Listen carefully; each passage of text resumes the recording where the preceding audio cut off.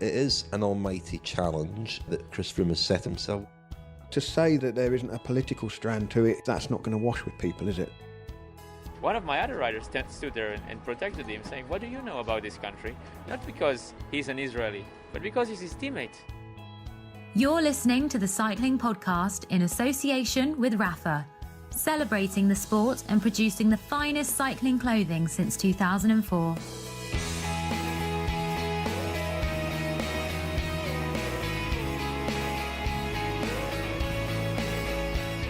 Hello, my name is Richard Moore. I am with Lionel Birnie. Hello, Richard. And Daniel Freeb. Hello, chaps. Hello. I'm with Lionel. Where are we, Lionel? We're in my Watford. kitchen. We're not in Watford. Daniel is in the satellite office of the Cycling Podcast in Berlin. And we're all about the Giro this week, aren't we? We've got the Giro route announcement to discuss. We've got lots to pack in. We're going to talk about the route. We're going to talk about the fact that Chris Froome has said he's riding. And we're also going to hear quite a lot of reaction to the start in Israel. But before we get on to any of that, Lionel, the news roundup. I know you're kind of rolling your eyes because I've probably just said all your news roundup. I mean, the news roundup this week is extremely short because it's we're focusing so much on the Giro. Not an awful lot of other cycling news around at the moment. And I've been pretty busy with other things. So I mean, I've just not had any time at all to do anything other than focus on the Giro d'Italia. But my focus is 100% on 101% on the 101st Giro route. We already knew that the race would start in Israel with 3 stages, and then we'll transfer to Sicily for 3 stages. Another visit to Mount Etna, going up a different side to the race this year, 2017. And then it's kind of slightly familiar, certainly for me anyway, having covered the last couple of Giri, the kind of long stages straight up the middle to get to the north and the mountains. It's not overly mountainous. The Zoncolan is back. There's a wine trial. Will it be a wine trial? I have to ask Daniel that, in Trentino. And then it's Cervinia is the big last mountain stage on the final Saturday before the finish in Rome. An interesting route. I don't know Italy as well as France, so I'm not the man really to kind of talk about what's on the menu, but we'll hear from Daniel on that. But the other big bit of news is that Chris Froome, the defending Tour de France and Vuelta a España champion, will try to complete the Froome Slam. I think we're going to call it that, aren't we? If he does do that, hold all 3 Grand Tour titles at once. He has confirmed that he'll be on the start line in Jerusalem in May. Last person to do that, Lionel. Oh, I looked this up as well this morning when I switched my focus back to cycling. Bernardino. It was Bernardino in 82-3. 82 into 83. Yeah, he won the Giro and the Tour in 82, and then he won the Vuelta when it was obviously before the Giro and the Tour in 83. We talked about this a bit in our event with Giro a couple of weeks ago, didn't we? But he did damage. I don't know if it's a coincidence, but he did injure his knee quite badly in the Vuelta, in winning the Vuelta. Almost ended his career, really. It took him a while to come back from that. Not suggesting that was the inevitable consequence of winning 3 Grand Tours in a row, but it's certainly an almighty challenge. The one that Nairo Quintana tried this year, having won the Vuelta, ridden the Tour, won the Vuelta, then tried to win the Giro and came up short. So it is an almighty challenge that Chris Froome has set himself. We will talk about that in a moment or two. As I say, we'll talk about the Israel start in part 2 and part 3 perhaps as well. But initially, I mean, Daniel, you're our sort of honorary Italian. What are your thoughts on the route? Sicily again? Is this, is part of the thinking there, Vincenzo Nibali, obviously at the peak of his powers, is he going to ride? He was at the presentation. Is he going to ride the Giro next year, or talk of him perhaps going back to the Tour de France instead? No. I mean, I spoke to his Bahrain Merida team manager Brent Copland this morning, in fact, about the likelihood of Nibali going. He seemed a bit nonplussed, Nibali did yesterday, with the route announcement. In the past couple of weeks, he suggested that if there was a heavy dose of Sicilian stages, then that would perhaps swing things in favour of him doing the Giro. But he didn't seem convinced yesterday, and they're going to make a decision over the next few days. The real difference this year is that the Sicilian stages look very difficult, very challenging, and they are the kind of terrain where Nibali will probably come to the fore. Three hilly stages, one summit finish up Mount Etna, which is a harder side than the race went up this year, but particularly the stage to Caltagirone is very tricky looking. It has the sort of profile of an Ardennes Classic. But I think all of the Grand Tour contenders are really in the same boat, aren't they? They're weighing up the Giro and the Tour, and in some ways two sort of atypical, unusual routes for both races this year.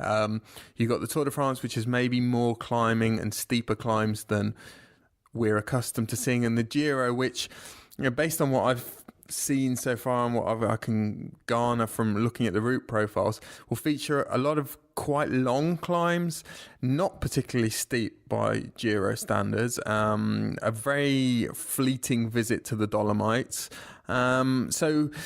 I think it's a question of, for a lot of those guys, figuring out what's going to be the best terrain and also where their rivals are going to go. And I think that's going to be key to Nibali, because I think he's sick to the back teeth of being beaten by Chris Froome.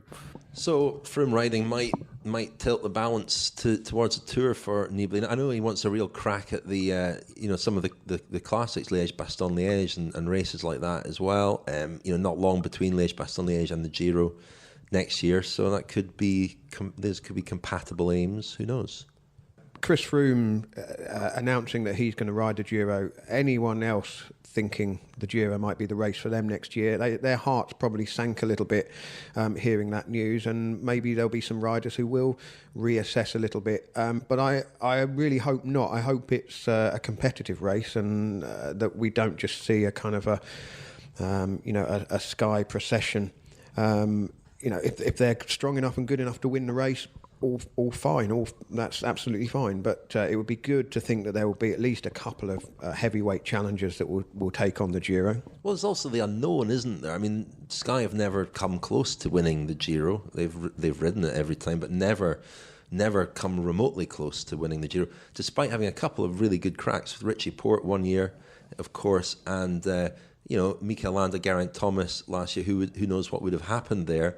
But they've never come close, and it is a different race. It's a different style of race and different roads, and so they will not go into it with the sort of confidence that they go to the Tour with. And for them too, I mean, Chris Froome is one part of the equation, but how do you decide on the teams that will support him at these two races? It's really, from a sporting point of view, I think we kind of relish this, don't we? Certainly, and the other big factor is whether Froome and Sky are hoping for the Giro to be the first part of a potential double, winning the Tour and the Tour de France afterwards. I mean, a lot has been said about the fact that the gap between the two races is 5 weeks this year as opposed to 4, which it is most years, and that's because the Tour de France is starting a week later, largely because the Football World Cup will be on at the same time, and they like to avoid a clash with all the matches going on.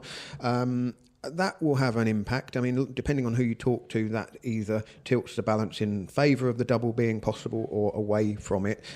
Daniel, I just remember us sitting on the rest day in just on the outskirts of Spoleto last year at the Giro.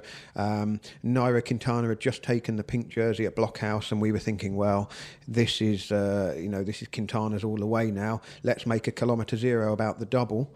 And of course, it's an awful lot harder than just thinking all you have to do is get into pink and defend to the finish and then just rock up at the Tour. I think it's a much bigger challenge than the Tour of Vuelta double that Chris Froome has just completed. I can remember as Lionel driving through a monsoon to buy a pink and a yellow ice cream for the purposes of a photo to go with this special. Appropriately, actually, because we're on stage 7 of next year's Giro, we're going to Pizzo in Calabria, which is renowned for having some of the best ice cream in Italy. One of the finest metaphors of the year, Daniel, was that I dropped that ice cream on the floor before I'd even managed to start enjoying it, which perhaps tells you all you need to know about attempting the double. On the date change line, of course, next year, one thing it does have in common with the last successful double attempt, 1998 Pantani, is that date change for the same reasons, because of the World Cup. So there's an extra week. I mean, just looking at the two routes, I think from the point of view of Froome's rivals, my attention would be drawn to the first 2 weeks of the respective races, because they're the places, and perhaps the last week of the Tour de France, it's there that Froome, I think, is going to be particularly vulnerable, because he'll want to go into the Giro slightly undercooked, as he was, I think, at the Tour de France this year. And those stages in Sicily are very, very challenging. And you might, as a rival of Chris Froome, you might want to hit him really hard there and really test him. And then, I remember when we did make that program last year, the podcast on the double, we talked a lot about the first week of Pantani's Tour de France. Obviously different times, different era. Cycling was very different in 1998.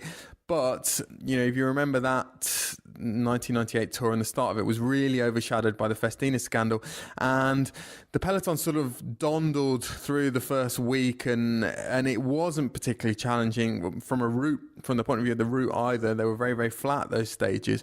And, certainly speaking to Giuseppe Martinelli, the director sportif who led Pantani to that double, that was really key in terms of Pantani being able to pull it off.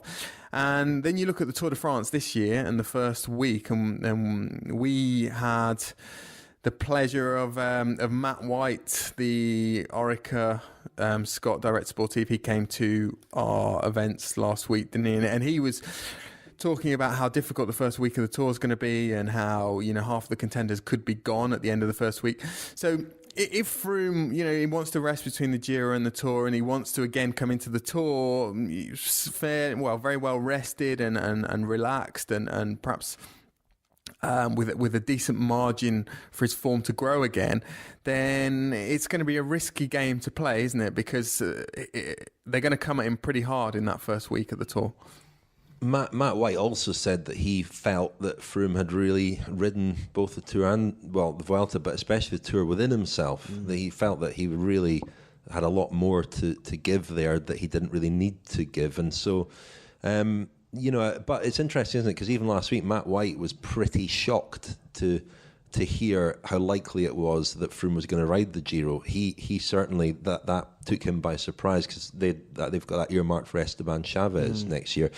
And that will really maybe force a rethink on their part. But I have to say, I've been getting a lot of well-deserved stick, as we call it, bants on Twitter for saying very confidently a few weeks ago, when it was first reported that Froome might ride the Giro, I confidently asserted there was zero chance of Froome riding the Giro. And in mitigating circumstances, that's because he told you that. He did. I was in Monaco at the start of October for a forthcoming Friends special. It'll be our first Friends special of 2018. Nice little early plug there. I had lunch with him. Orla Shinoui had lunch with Michelle Froome, his wife, and these two interviews will appear in our first Friends special of next year, available soon. However, off the tape, we talked a bit about the Giro. He was very aware of the controversy surrounding the start, and certainly adamant that it wasn't going to feature in his plans for next year. He did talk about riding the Giro at some point in the future, but the priority, certainly, he didn't want to do anything next year to jeopardise the possibility of a fifth Tour de France win. So something changed dramatically after that meeting. That, as I say, that was in early October. I think it was the 12th of October. And it all changed. And when I said that on Twitter, I got contacted by a couple of people who would know to tell me that things had changed quite a bit, and that that it was really being analysed by the coaches at Team Sky, Tim Kerrison and so on, to see whether they thought it was possible or not physically. But let's not kid ourselves. We are sure that money is a factor here too. And I think that Froome has probably been offered quite a lot of money to start the Giro. Just an addendum to that claim of mine that Chris Froome is being paid start money to appear at the Giro d'Italia. I'm recording this now a few hours after we recorded the podcast, since when Mauro Vegni, the Giro director, has flatly denied that Chris Froome is being paid by RCS to ride the Giro. Daniel went to Team Sky for clarification. They said that their policy is not to comment on any dialogue with race organisers. Just going back onto the route and that will face Chris Froome and everybody else. Daniel, what are the other highlights we should be looking out for? I mentioned at the start that the Zoncolan is back for the first time since 2014. It's a kind of a bit of a modern classic, really, the Zoncolan, isn't it? Yeah, it is. I mean, Chris Froome hates it. That's one thing to bear in mind when we're talking about his decision to ride. It's his least favourite climb of all time. I think he did it in, would it have been 2010? Did he ride the Giro? And I mean, as regards the mountaintop finishes, the thing that immediately jumped out at me was that they're quite benign. A lot of them, certainly the Mercogliano di Montevergine on the first week is, it's almost inaccurate to call it a mountain stage. You generally see, well, the Giro goes there quite often, and you generally see 30, 40 riders almost sprinting for the win there. The Gran Sasso d'Italia is the next mountaintop finish, the next day, in fact, and that's not too difficult either. Pantani went there in 1999, but it was a pretty decent sized group that came in behind him, and the really, really hard stages are the ones to Sappada, which of course was made famous by the 1987 Giro and Stephen Roach's act of insurrection against Roberto Vicentini, and who was his teammate? Who was his teammate? Attacked his teammate and refused to wait, didn't he? Yeah, and then Friend Special. The Jaffa, the Friend Special this year. The fantastically named Jaffarao stage with the Colle delle Finestre, the paved road up there, and that actually comes pretty early in the stage. The Finestre, it comes 70 kilometres from the finish, but then there's another climb to Sestriere, then the Jaffarao. So that's a real blockbuster. And then the last big mountain stage, well, the penultimate day, in fact, another one in the Alps to Cervinia in the sort of shadow of the Matterhorn, but it's on a big wide road. We saw, well, Ryder Hagedal, I think, take time out of Joaquin Rodriguez decisively in the 2012 Giro on that climb, and it's not a particularly intimidating one. So beyond the beyond the Zoncolan and the Finestre, and then a couple of the climbs on that day to Sappada, there is nothing that would make anyone sort of cower in their cleats, I wouldn't say. And lastly, the time trial. It's a wine trial again, isn't it?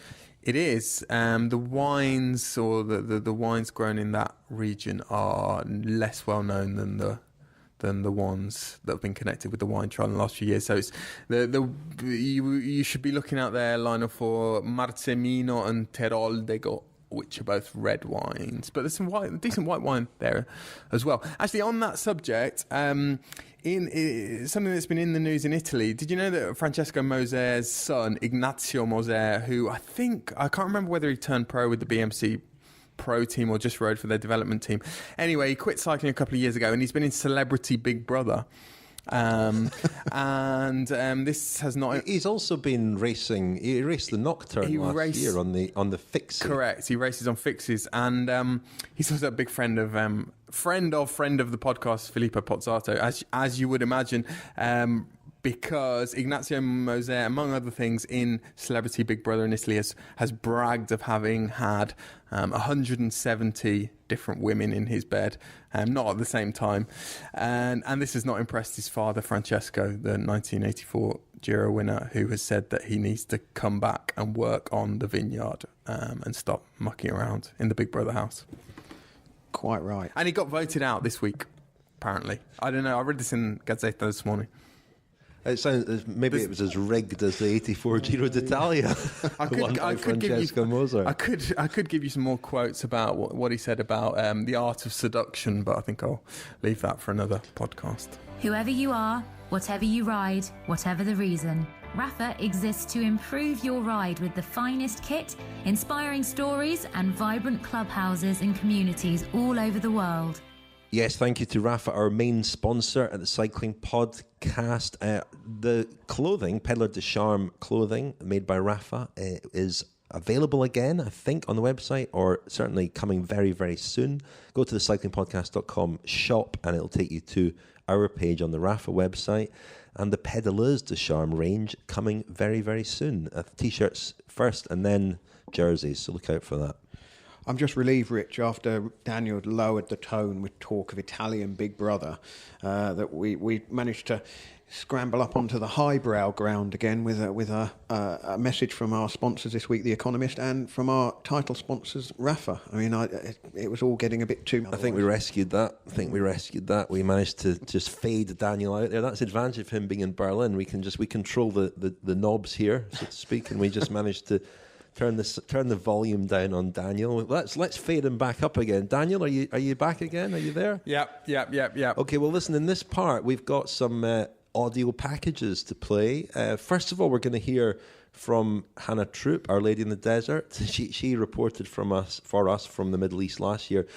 Does she only get dusted off when there are trips to the desert? Can she? Is she? She's more versatile than that. She is far more versatile than that. Yeah. She came to London last week and was at our event at the Arts Theatre. She was. I mean, we haven't talked about. If you were at our event, you probably. You might have met her because Hannah was in the lobby speaking to a few of the people who were there for the podcast. On a camel? Was she there? No, that wasn't her. No, that's not her mode of transport in London. But no, yeah, and Hannah is going to be appearing more on the Cycling Podcast Femina, I hope, in the new year with myself and Orla Chinoui. Actually, on that subject, we released the November episode of the Cycling Podcast Femina this week. That was a conversation with Hannah Barnes and Mika Kruger, the Canyon SRAM riders, recorded in Manchester earlier this year. So that's in all the usual places. And the December episode of that will be coming soon as well. We were recently offered a trip to Israel, courtesy of RCS, to go and have a look at some of the places, obviously Jerusalem and Tel Aviv, where the Giro will go to next year for the start. We none of us could go. Hannah went in our place. So we should say at the outset this was a trip organised by and paid for by RCS.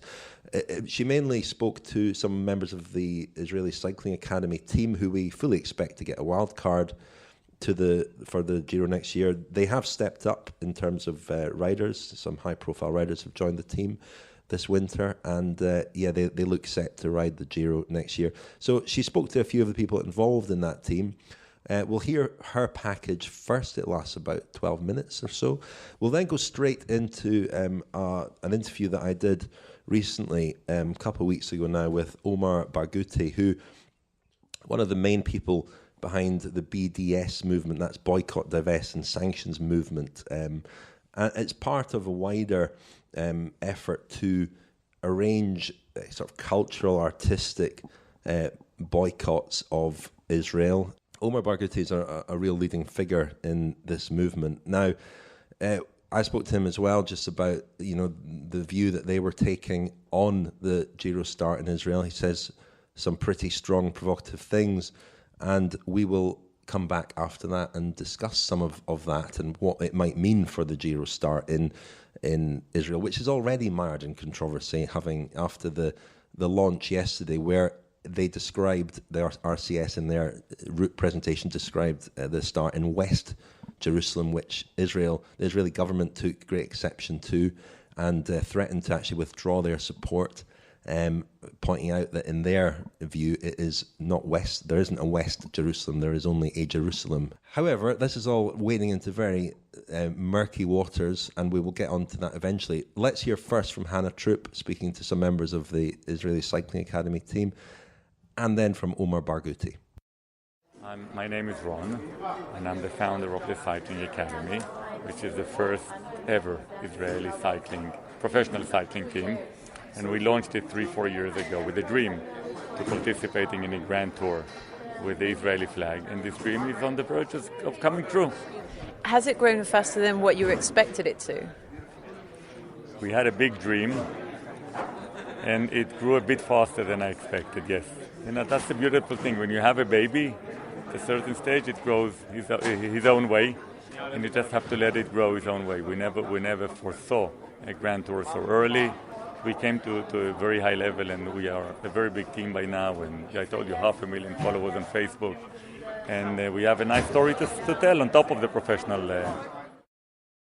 So we started with the Allied professional team, and then we understood that in order to get good Israeli riders into the Allied team, we need a development project, because there's no tradition of, like in Italy or France, of grassroots growing cyclists. So we have a development team of eight cyclists. You saw them today sitting here, and most of the mountain bikers that we converted into road cycling. And some of them are joining the Allied team. One of them was announced today. And we also want to have a better cooperation with the local clubs in the small villages. So we have the clubs, the grassroots, then the development team, and then us. Now the army is a big obstacle. We have a special program for excellent riders or sportsmen. So they do sort of a semi-army, so they can have more time to cycle. Guy Sagiv, Israel national champ, was mentioning that he was in the military when he joined the team, and that was a big issue. So definitely it's an issue, but we are coping with it. So I'm Guy Sagiv, I'm 22 years old, I'm riding for the Israel Cycling Academy. I'm the former Israel national champion. Okay, so yesterday we were talking about kind of how things are when you're on the cycling team and the military service. This story came out a little bit about you actually going against your military service or the rules and regulations and actually going to the Qatar World. So just take us through how that happened and what was your kind of like thought process about it? Yeah, I thought it's just the right way to do, the right thing to do. I was considering to give up at one point because they say it's not allowed, and I didn't want to say to do something that I'm not allowed to do. But after I decided that I want to be a cyclist for the rest of my life, as much as I can, obviously, and I think it was part of it. I got that decision, and I'm going for it 100%, no matter what. And that was. I did that the thing. I went without a permission, although they say no. And in the end, it was. I was just getting a warning, not do it again. It was okay. Because what would normally be the sort of like the penalty for doing that? It depends on the commander, and depends what their decision. But normally it's jail, because it's a Muslim country. We have no relation with them. So yeah, it was dangerous, I admit, but. Because that's surely having that to deal with in your head, and then going into a world championship competition. I mean, that must have been quite scary, no? Actually, it was not so scary. No, I thought it would be scarier, but I felt 100% confident. I felt comfortable there, and there was no problem with that. So, thinking about actually potentially having the chance to ride in the Giro next year, what does that mean to you? We really hope to get the invitation for next year. The wildcard will be announced only in January, I think. So up until there, we have only the option to wait. So we'll see what will be the answer. But I think we deserve it. We deserve the place. We will be a good team, better team next year, with some big names in our roster, and I think we're at the right level to do it. It's not like we have a special opportunity because it starts here in Israel. I think we actually deserve it, and that's a great thing. I'm Dennis van Winden, and I'm racing for a cycling academy, and it's a lot of fun. So when did you first find out about Israeli Cycling Academy?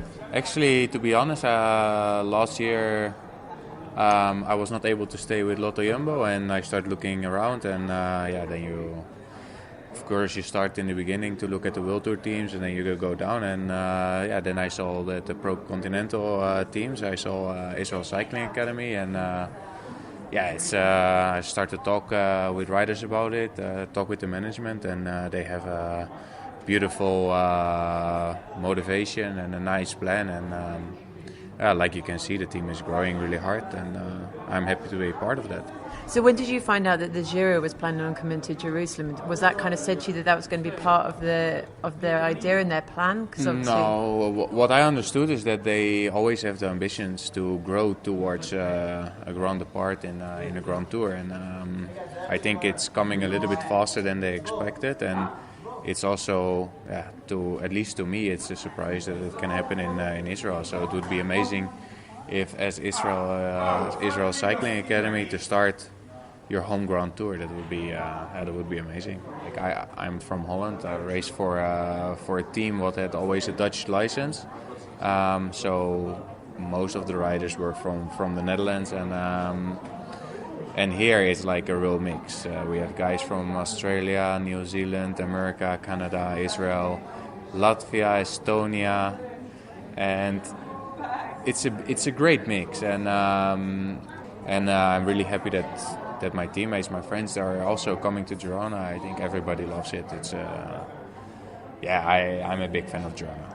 And lastly, what was when you first came to Israel to see the country, what was the biggest thing that shocked you about coming and seeing the country?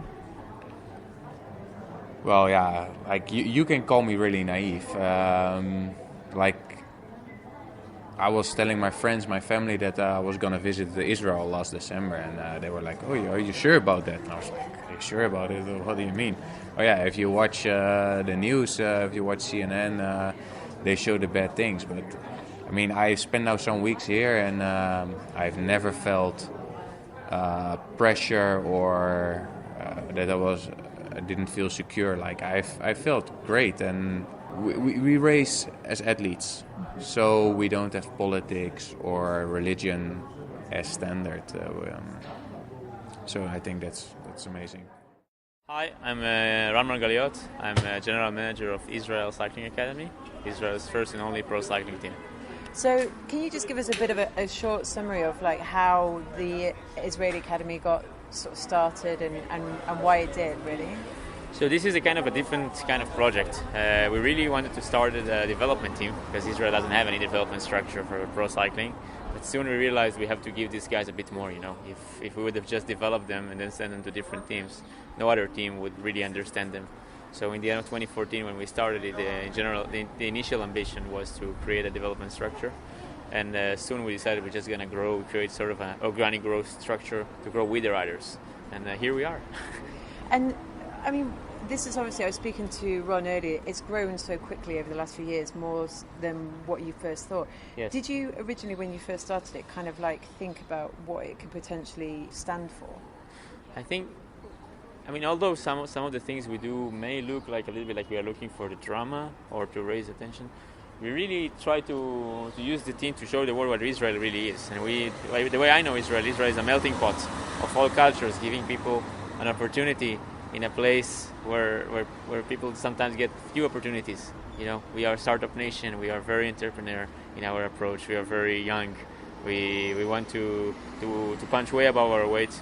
And our aim with this team is really to showcase that also places like Israel, non-cycling places, also riders coming from those places, also teams like us racing against all odds can make it and inspire young people coming from places like Israel to do the same thing. And when you talk to the young guys, you've got quite a few neo-pros that are going to come through and on the development team. And so when you say to them, look, okay, this is not going to be the easiest of journey. You are going to get times where there's going to be negativity. How do you talk to them to try and get them to deal with that or cope with that?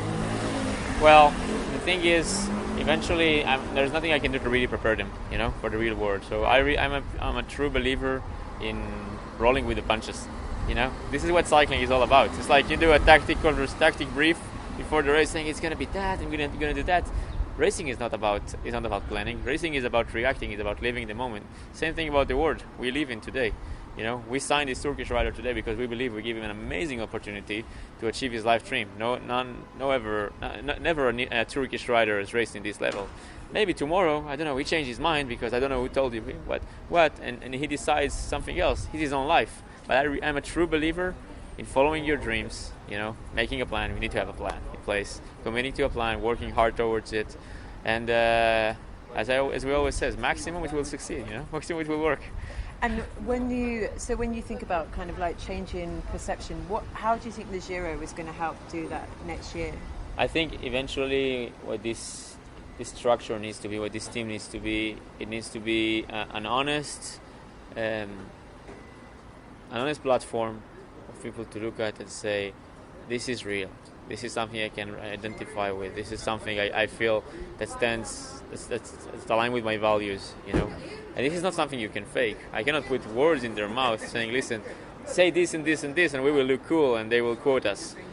They need to stand you need to be there and to believe in it. When you bring a non-Israeli rider racing for this team, sometimes getting some of those comments, I mean, some of those things you just cannot put in his mouth. They need to feel it this way. When Roy started describing, he was in the Basque Country and he got some bad reaction from someone who didn't like very much the fact he's wearing a jersey with the flag of his country. One of my other riders stood there and protected him, saying, what do you know about this country? Not because he's an Israeli, but because he's his teammate. He's his teammate, he cares about him, he protects him. This is what the sport stands for. We bring people together, we help each other, we support each other, we work together towards a goal.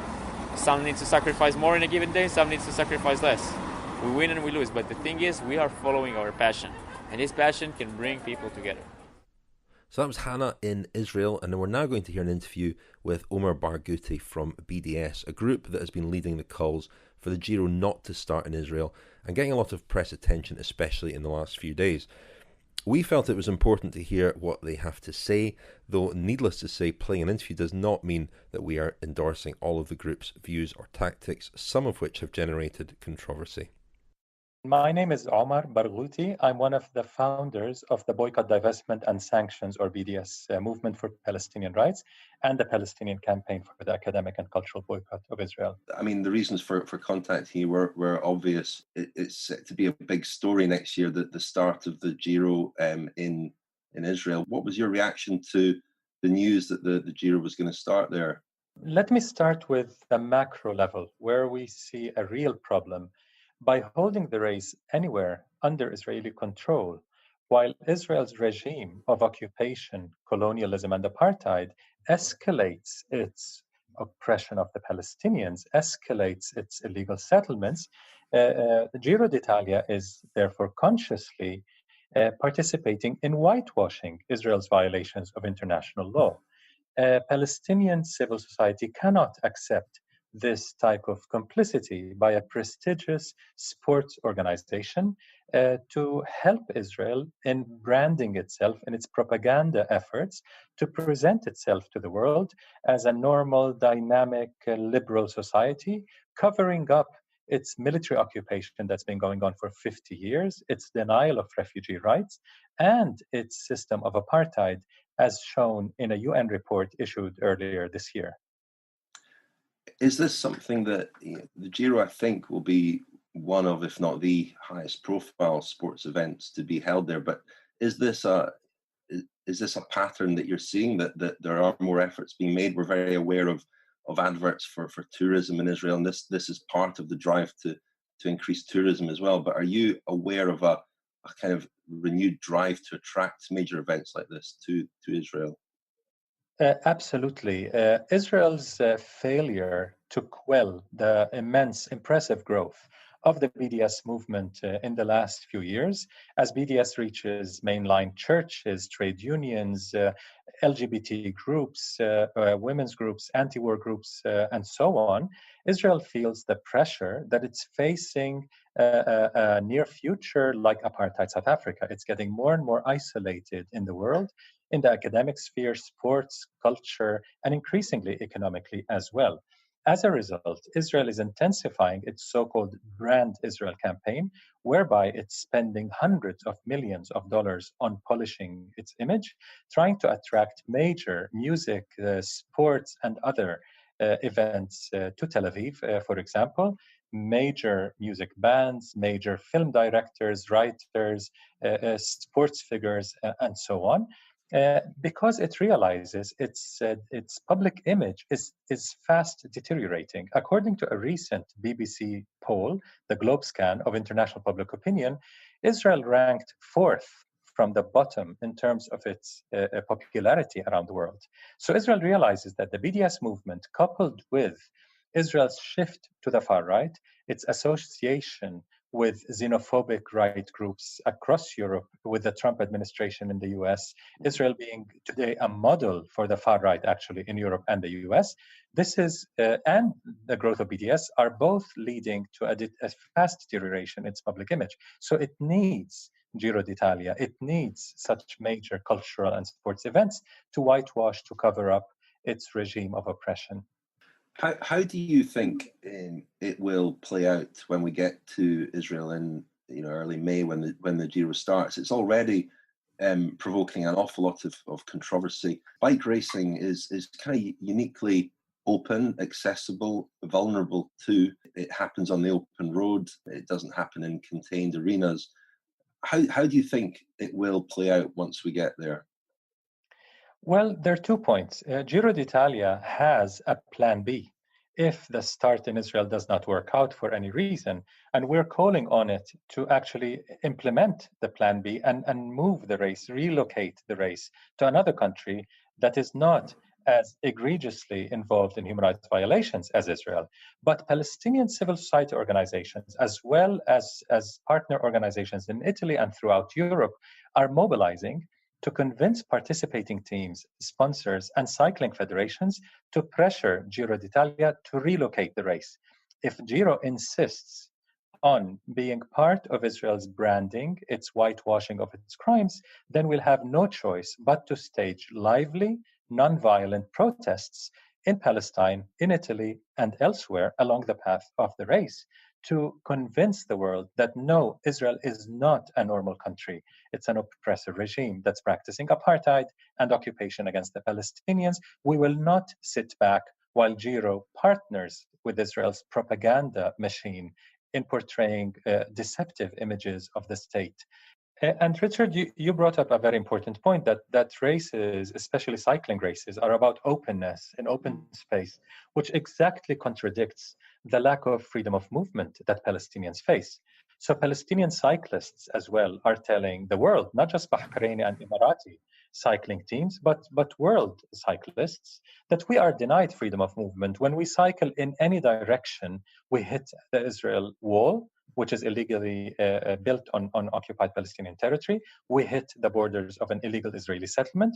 We hit a military checkpoint. We are denied freedom of movement. How can you come and celebrate this cycling event as if it's a normal country when we are denied our basic freedom of movement? So we are reaching out with this simple message to the world of cycling and to human rights organizations around the world to condemn Giro's decision and hopefully to pressure to reverse it.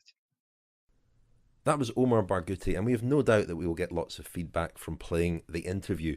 Many argue that their aims are entirely appropriate and justified. Many others feel very strongly that they are not.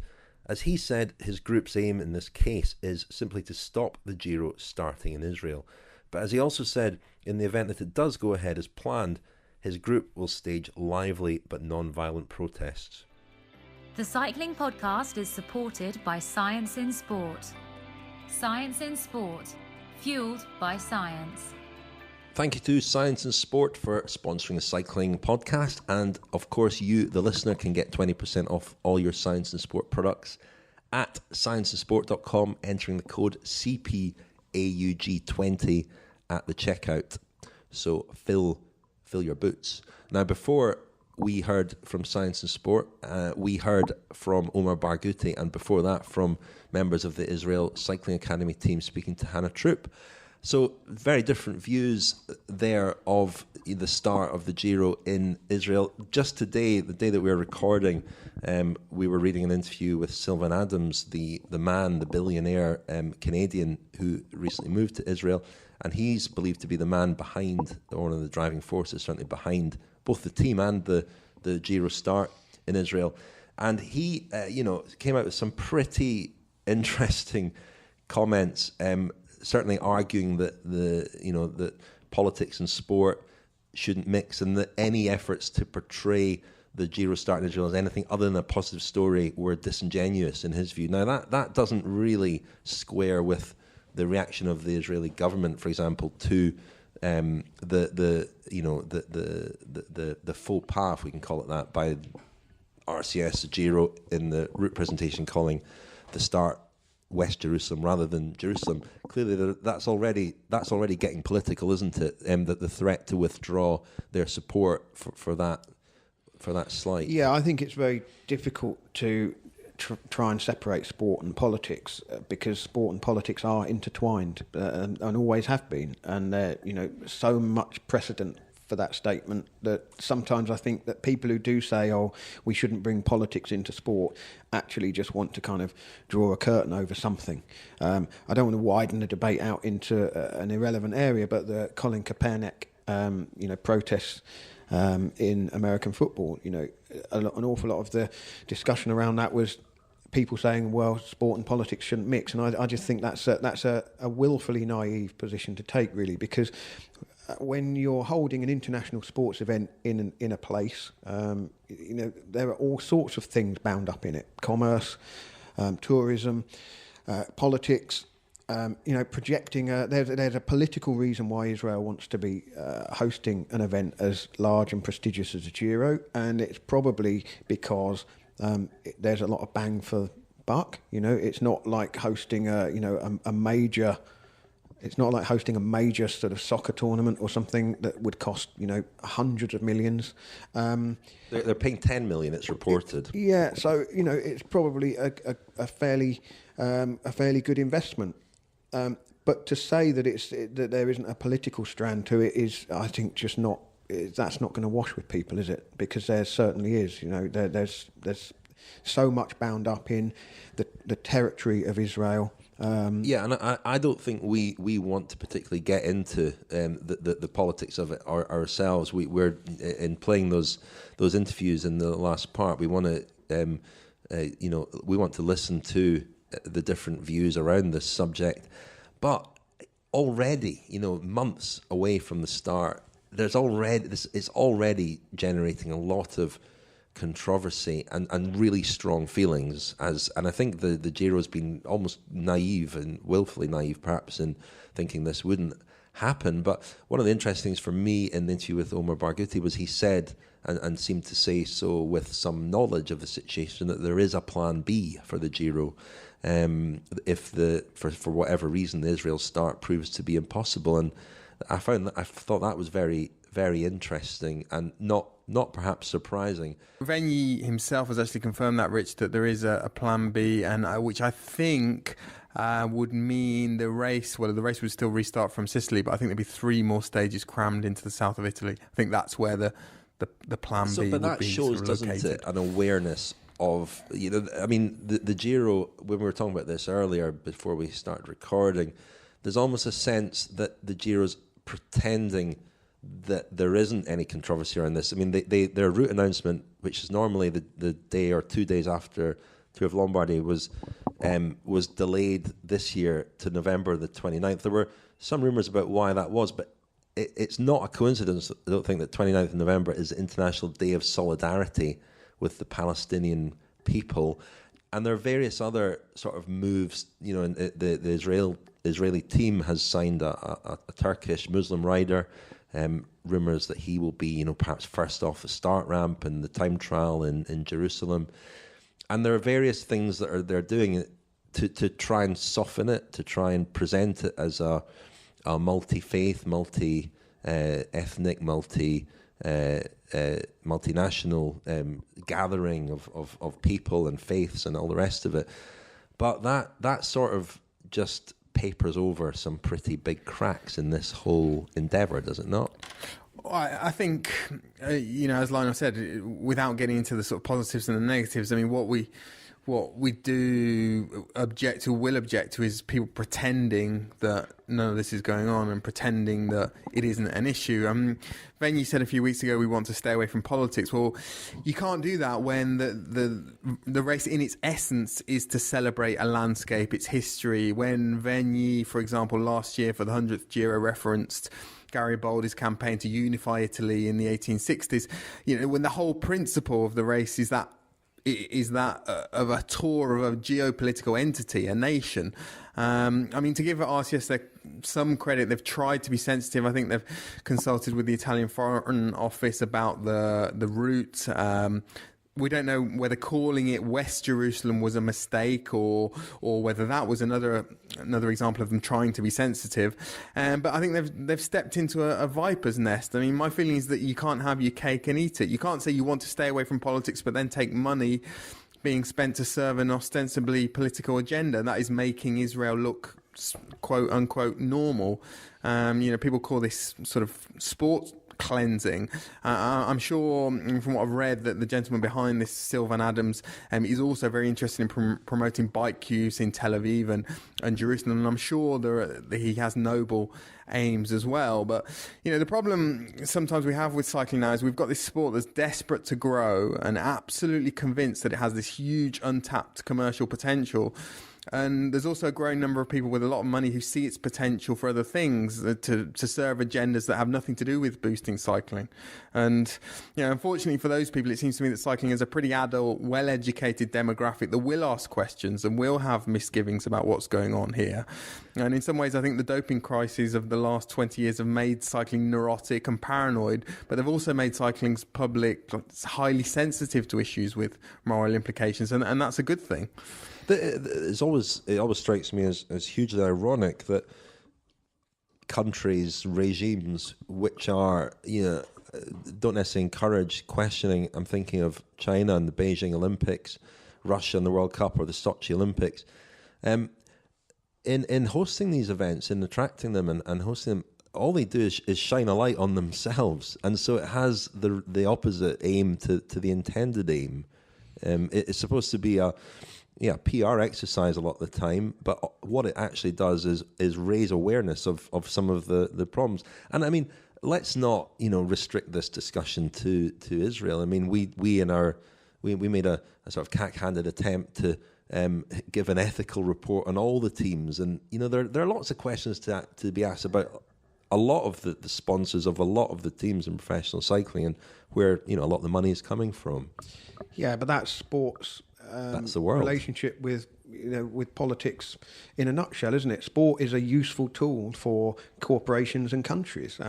You mentioned the Beijing Olympics, Rich. I remember, when Beijing was awarded the Olympics in 2008, and human rights activists were saying, well, this needs to shine a light on, some of the things going on in China. And to a degree, I mean, I learned about what went on in China as a result of the Olympics being there. So I suppose that does bear out your point a bit, in that it did raise awareness of some of the things going on. It's just that sport moves in and out, doesn't it? The Olympics were held, they were wonderful, and then everything moved on. And if you look at sort of Amnesty and international reports into countries, China, some aspects of Chinese life haven't really moved on at all, since 2008. And so you wonder, sport does find itself in a position where it gets used, basically. And, the people who run sport don't seem to mind that. And that's one of the things that kind of sits uneasily with me, really, is that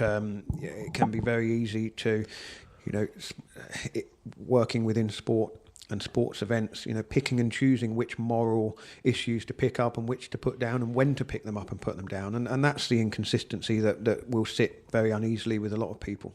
I mean, one could say, Lionel, that we're already seeing evidence of how the Giro is being used in this issue of what to call the start, West Berlin. West Berlin. You're 30 years out of date. West Jerusalem. That's the second time I've made that mistake in a conversation with. Yeah, I'm in the east at the moment. Of course you are. But that's perhaps evidence of it already being instrumentalized and. The way they've planned the routes again, probably to be sensitive. They're not going into any of the occupied territories, but again, it's almost it's almost kind of airbrushing the part of Israel that they don't want people to see, and the peoples, the groups that they don't want people to see. They do want to project a sanitized version of Israel, which obviously doesn't sit well with a lot of people. I mean, I thought there was an air of panic in the press release this morning from the Giro in response to this crisis, this controversy that's blown up as a result of them referring to West Jerusalem in the presentation. There's a lot at stake for them, not least the money. And looping it back to the fact that Chris Froome is riding the Giro, reportedly for a lot of money.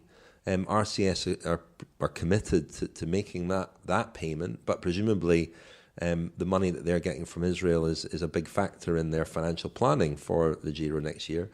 If anything was to happen and the plan B was executed, then that would be a big loss for RCS, and they would still be committed to paying the money that they're reportedly paying Chris Froome.